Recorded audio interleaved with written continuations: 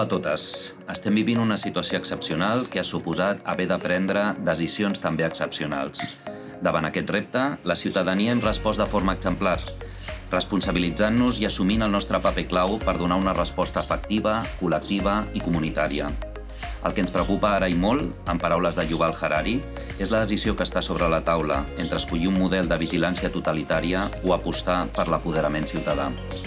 Des de la nostra experiència concreta en la resposta al VIH, en les dècades més dures i mortals de la pandèmia, nosaltres ho tenim clar. La por mai ha contribuït a millorar la salut pública. Només ha generat estigma i ha empitjorat les condicions de les persones amb més dificultats. Ho dèiem abans, la ciutadania ja hem demostrat la nostra capacitat per corresponsabilitzar-nos. No necessitem ordres. Volem ser informades del perquè de les decisions a prendre. Volem que aquestes decisions ens retornin tots els nostres drets i tinguin present que no totes les persones gaudim dels mateixos privilegis. I volem tot això perquè el que volem és ser part de la solució.